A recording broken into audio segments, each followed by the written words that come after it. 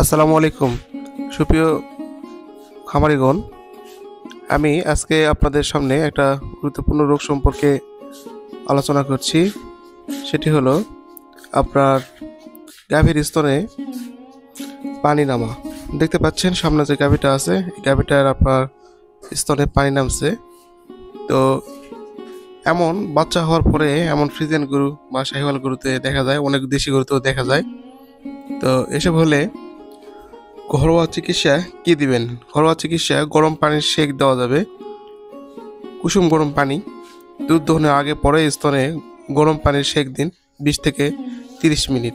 এতে রক্ত সঞ্চালন বাড়ে, ব্যথা কমে এবং ফোলা কমে। সরিষার তেল ও কাঁচা হলুদের মিশ্রণ।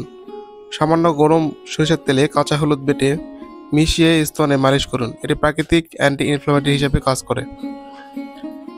আর যদি গাভীর দানাদার খাদ্য বেশি ব্যবহার করেন, সেক্ষেত্রে দানাদার খাদ্য কমিয়ে দিন। খাদ্য নিয়ন্ত্রণ করুন। অতিরিক্ত দানাদার খাবার দুধ বৃদ্ধি হয়, তাই দুধ এই সময়ে কম রাখার জন্য 3 থেকে 5 দিন দানাদার খাদ্য একটু কম দেবেন।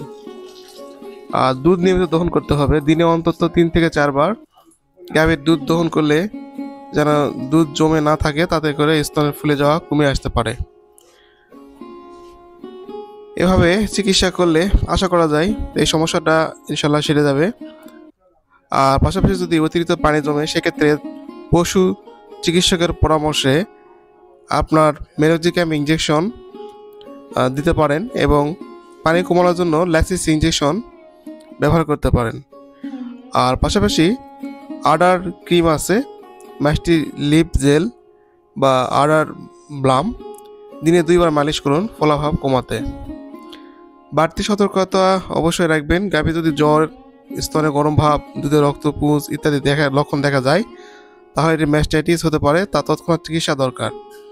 সেক্ষেত্রে একজন অভিজ্ঞ চিকিৎসক দ্বারা চিকিৎসা করাবেন। সকলকে ধন্যবাদ। আর যারা আমার ভিডিও দেখেন, ভালো লাগলে লাইক, কমেন্ট, শেয়ার করবেন। যে কোনো গাভী ছাগলের রোগ, চিকিৎসা, প্রতিকার সম্পর্কে জানার থাকলে কমেন্ট বক্সে কমেন্ট করতে পারেন। আসসালামু আলাইকুম।